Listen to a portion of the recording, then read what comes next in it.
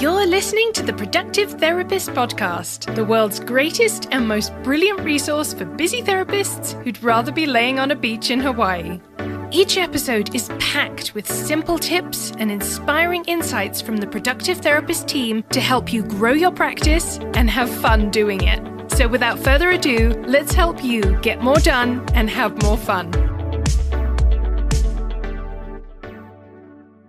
Are you losing clients because inquiries slip through the cracks? Simple Intake is an all-in-one mental health CRM. The AI receptionist responds to inquiries in seconds, books consultations 24/7, and keeps your clinicians' calendars full. You can see it in action at productivetherapist.com/simple intake. All right, on to the episode. Today, I had a super fun conversation with Dr. Leah Clionsky. We talked about our mutual love of podcasts and how we've used that as an educational learning tool to help us grow our group practices. If you haven't heard of or met Dr. Leah, she's a licensed clinical psychologist, founder of Thriving Child Center and PCIT Experts, and the creator of Worth It Practice Consulting, where she helps psychologists build and scale premium fee private pay practices. After growing her own 7-figure group practice, Leah launched the Worth It Practice podcast and her weekly Worth It newsletter, which is awesome, by the way, where she shares the best business insights from across the therapy world and the real-time strategies she's testing inside of her own business. Her work blends psychology, business strategy, and leadership development to help psychologists think bigger, market smarter, and build practices that last. It was a fun conversation, and I hope you enjoy it. Leah, welcome to the podcast. Thank you so much for having me. I'm so incredibly excited to be here. Yes, we are both business and therapy and podcast enthusiasts, so this will be a good conversation. We're nerds together. It works out well. Oh, for sure. Big time. Yeah. So we are new friends, I would say. And so I would love for you to tell me a little bit of your story and also for my audience. But for those who don't know you, you've done some pretty remarkable things and you continue to do some pretty remarkable things, including a 7-figure group practice, a consulting business, 2 podcasts, all while raising 2 young kids. So take us back and tell us the story of your evolution there. Oh, thank you. That's so funny. I had never actually thought about it like that, but I think that's what happens when you're doing a lot all at once. Right. Yeah. So I have always wanted to be a group practice owner since I was 7 years old. My parents are psychologists. I was raised with entrepreneurial parents, and I always wanted to be a child psychologist and have a group. And so that happened Amazing. for me in 2016. It was really cool. Yeah. And so I opened Thriving Child Center, which is based in Houston, but because I'm a psychologist and I have SciPact, we're virtual in all the SciPact states. And we're a premium fee practice. We specialize in children and parent-child interaction therapy.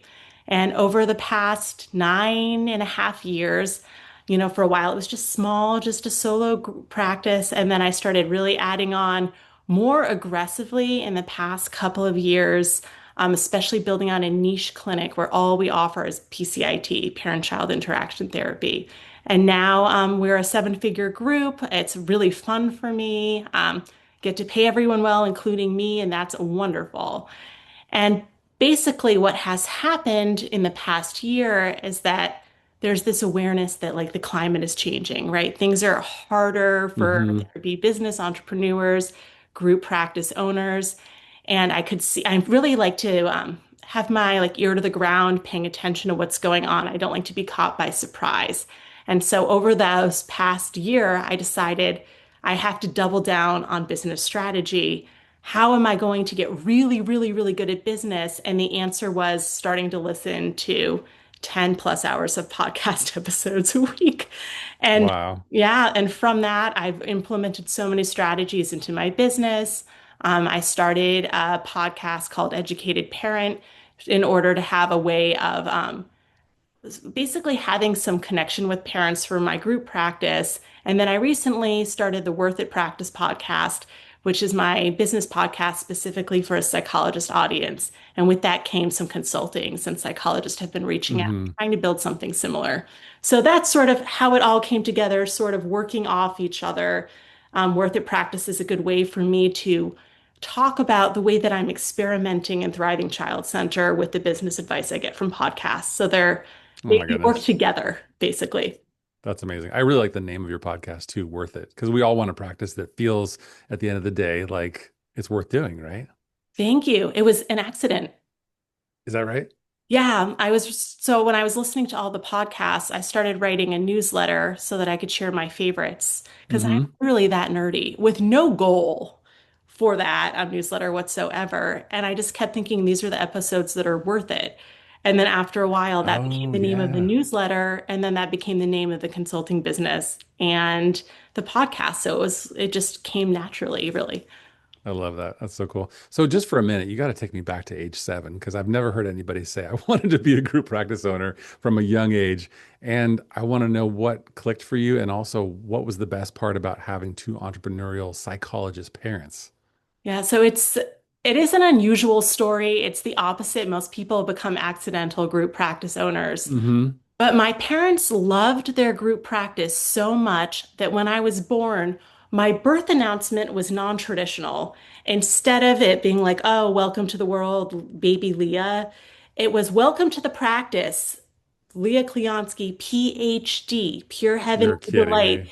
Oh And my the gosh. entire thing is an intro into joining their practice. It's all a big play on that. So I like, if I hadn't done this, right, like I was kind of set up for from birth. And I just remember, watching my parents at dinner talking about their practice, so excited about the different things they could implement, the different strategies they could use. And when you see people who love doing something so much, Mm-hmm.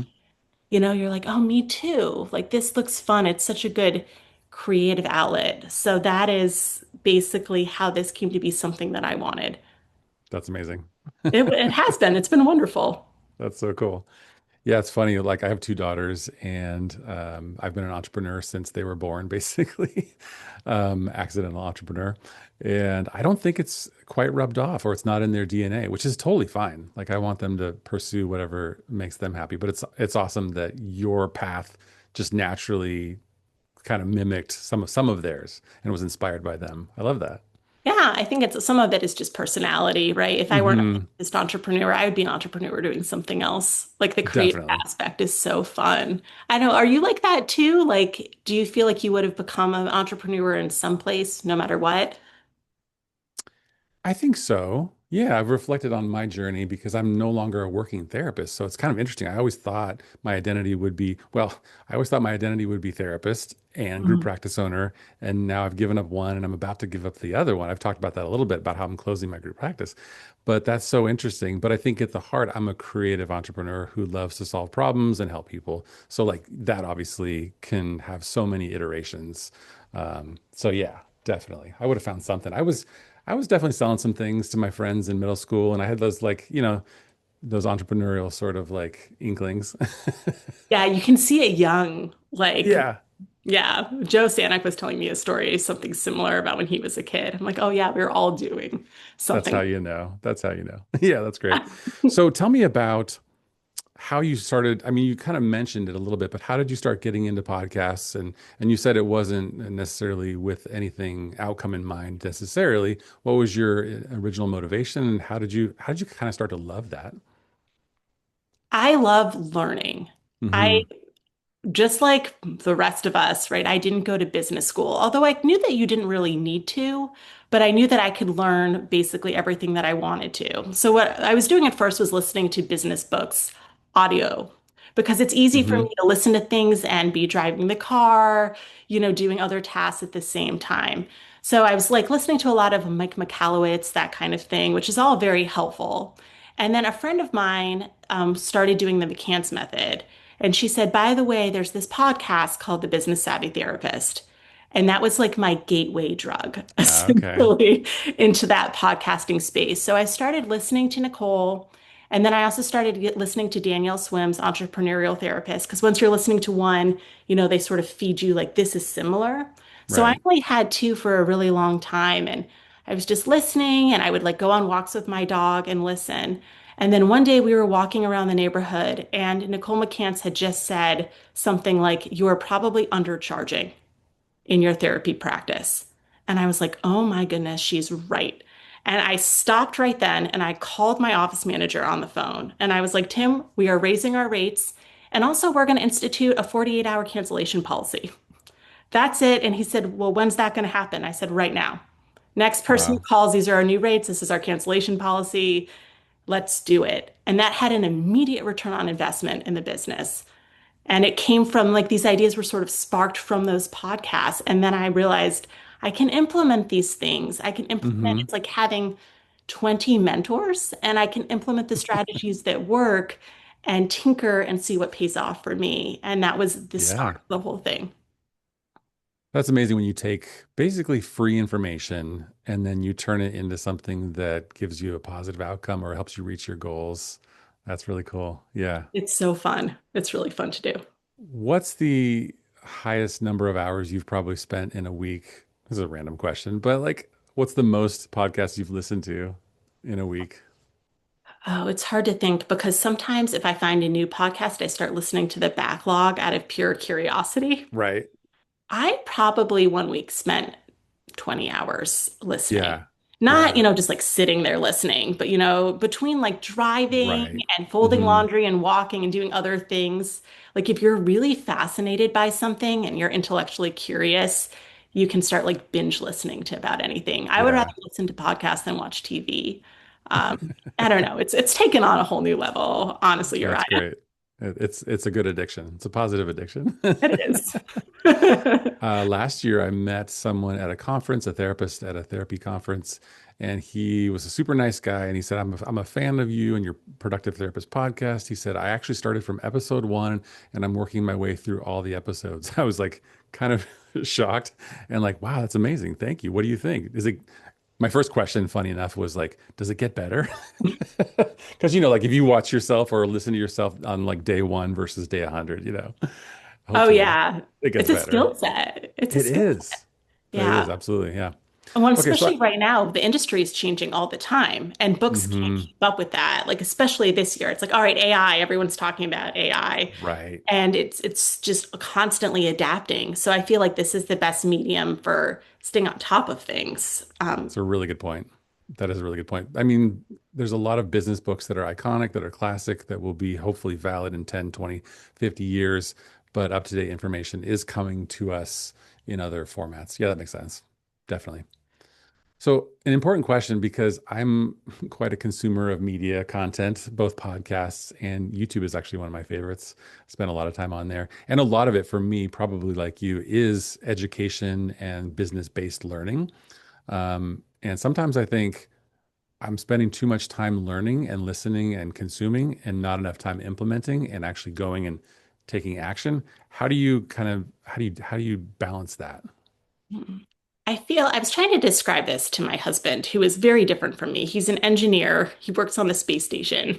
Okay. He's just a very different personality. And in my mind, I feel like I have a bunch of tabs open, like on a computer screen. There's just a bunch of tabs open and they're all kind of just running different Hmm. programming. And I'm sort of sorting it. I'm like, put that away later, put that away later. And what will usually happen to me is an experience like I described on the walk, where I'll have some blank space and suddenly I will, with great clarity, have a bunch of ideas sort of crystallize together and then know what to do. Hmm. So when I'm listening for specific kinds of things. I'm listening for how can I tweak the systems I already have to make them better and more effective? Like, how can I make our intake process better is something that I'm often listening for. And because of that, we've have a really seamless intake process. So I'm looking for how do I change the things I already have? What are new marketing ideas I've never thought of before? And what are new systems and things that I can implement that I didn't even know existed? And what are the mind shift changes I need to get there is probably the last one. And so I'm Right. just listening for all of that. And then when an idea comes, I'll just feel like this great urgency to put it into practice, basically. Okay. And that's when you whip out your phone or something else and take some notes or jot something down. Yeah, or sit there in front of ChatGPT and just like Right. unleash, which I feel like Uriah, you have taught me through podcasting. So thank you. Yeah, my best collaborator for sure. Mhm. Yeah, Yeah, that's I try great. not to do the phone thing to Tim too often. He really does not appreciate when I do that. That's funny. I like that answer on many levels, and I'm wondering if you do you sometimes pick episodes based on current challenges in your practice? Before we continue, I want to tell you about my product, Simple Intake. As a longtime practice owner, I always had the same problem. Too many inquiries were slipping through the cracks. So I built the solution. Simple Intake is an all-in-one mental health CRM that actually works. It responds to inquiries in seconds with an AI receptionist, follows up automatically, and schedules consultations 24/7. So your clinicians stay booked, you stop losing new clients, and you finally get your time back. You can see it in action at productivetherapist.com/simple intake. All right, let's get back to the episode. Or is it just kind of more serendipitous? Like, do you scroll through episodes or you see a new one and like it automatically in your mind connects to something that you're thinking about or a challenge that you have? Yes. So, like, if I'm having a challenge, I'm definitely looking for content that answers that question. Right. But I will also listen to content that I don't know if it will be useful to me.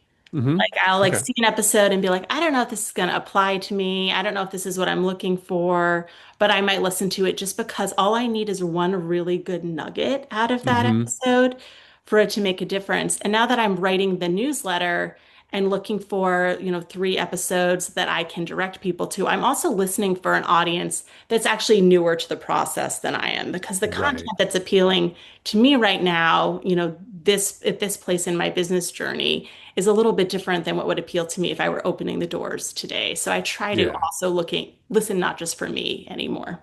that makes sense. I really love your newsletter idea, and I read it I think it's every week, isn't it?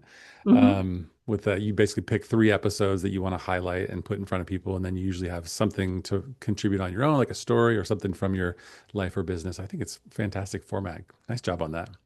Thank you. I have a weird, gleeful amount of fun writing it every week. That's great. I love it. Yeah.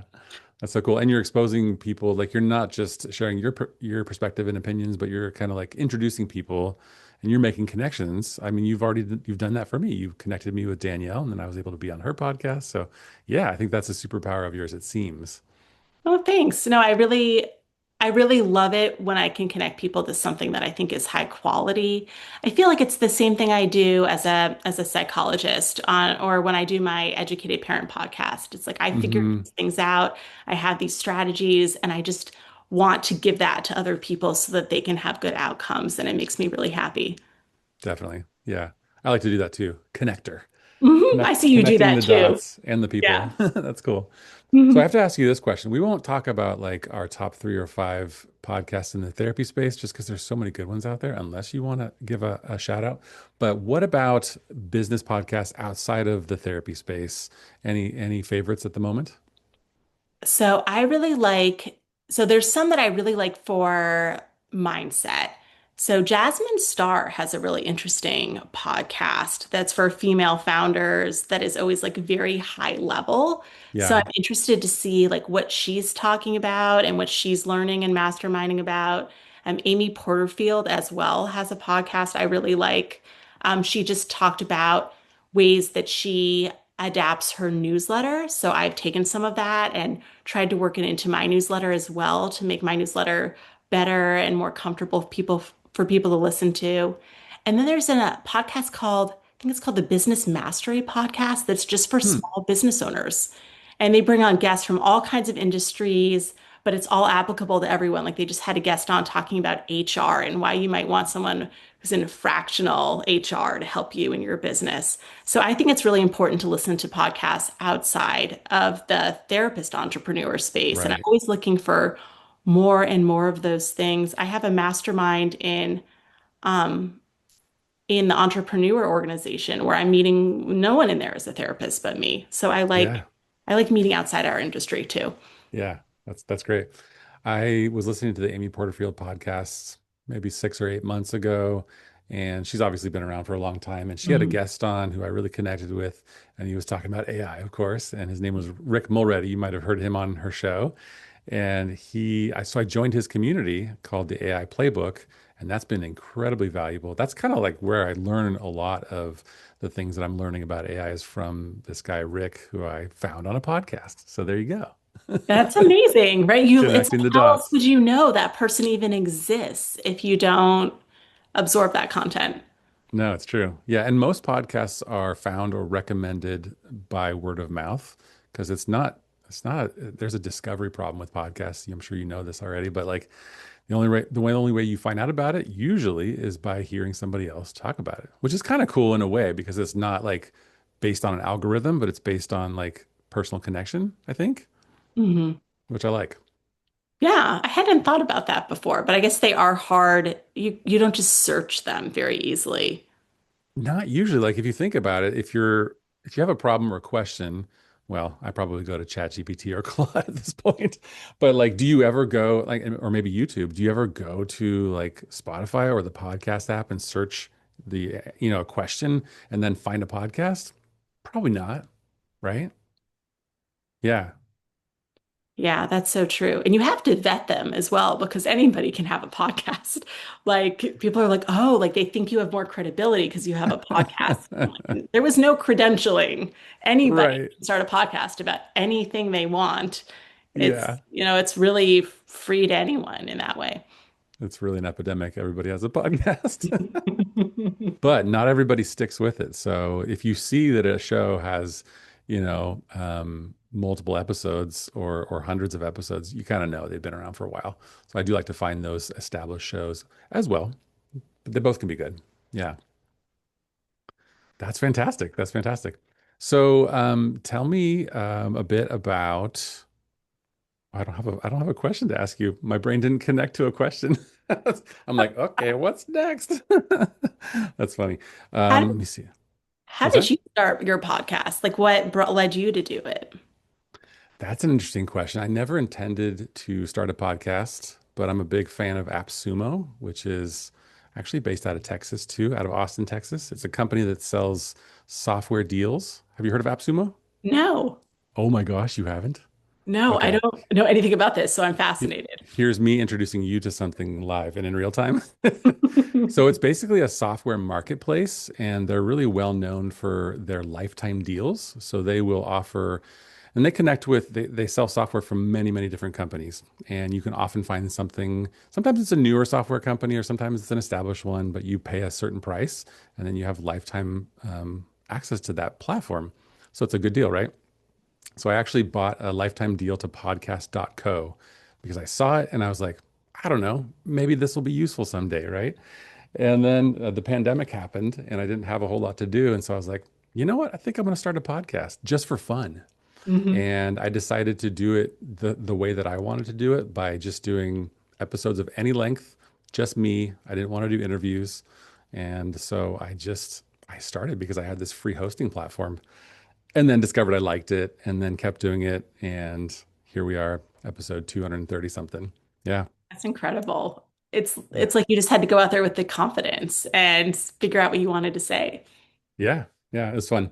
And I really like anything that involves buying new gear. So yeah, I had to buy the microphone and the stand, and then now I have the lights and all the things, it's so that's kind of fun for me. Yeah. I'm the opposite. I'm like, I don't want anything new. I just want this to be easy. That's so funny. That's great. So what's next for you? Are you going to continue with all the things? I am going to continue with all the things. I feel Yes. like I have to systematize. I actually just put out a podcast today about feeling a little bit overwhelmed and trying to get my systems in order. I try to be really real about how things are going, especially in the Worth It Practice podcast, so that people get like an accurate view of what it's like running a business the way that I do it in case that they're curious Right. about what it kind of looks like behind the scenes. So I'm excited to continue doing episodes on Worth It. I have some fun guests coming up on there. A bunch of practice owners I know. Danielle Swim's going to be on. You're going to be on. Joe's already done Yes. his episode, so I'm really excited to explore. I want to do some experiments in that podcast. I would love to try out some new things from start to finish and see how they work in the business and talk about Yeah. them. So Yeah. that's really fun. And then at this point, doing my Educated Parent podcast is just easy now. It's just systematized, and I get to hang out with fun clinicians and talk about how to help kids, which I love. That's So, great. Yeah. yeah, I'm excited. Seriously, thank you for all the work that you do, both with the group practice with the PCIT and helping families, and then sharing your knowledge and wisdom with, your professional community. It's just awesome to see. I appreciate it.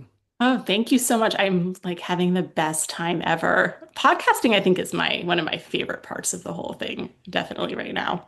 Isn't that great when you like find success and you find your path and then you're also having fun and enjoying the journey? I think that's winning on multiple levels.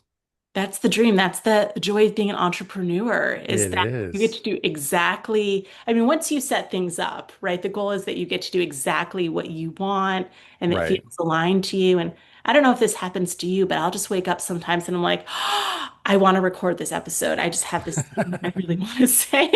And That's it's great. creative. I Yeah. love that inspiration. Yeah, yeah. There's obviously a lot of pain and struggle in entrepreneurship. Mhm. It just comes with the deal. But I said this to someone the other day that I'm having the most fun of my career, which is honestly a gift to be able to say that and to be able to experience that. It's not the story every day, but I'm genuinely having a lot of fun. It sounds like you are too. I am. I like to be slightly terrified all the time. That's I really, if it you were know that's really, unusual, right? oh, probably, like I don't like things to go poorly, obviously, hmm hmm but I really enjoy continuing um, to test myself and try new things. And the feeling of when you do something that scares you, like launching a new podcast, and then Right. seeing that it's going okay, like it's just so exhilarating. So that's where I probably get all my dopamine hits, is just Yeah, definitely. continually doing that. Creating something new and launching it will give you all the feels.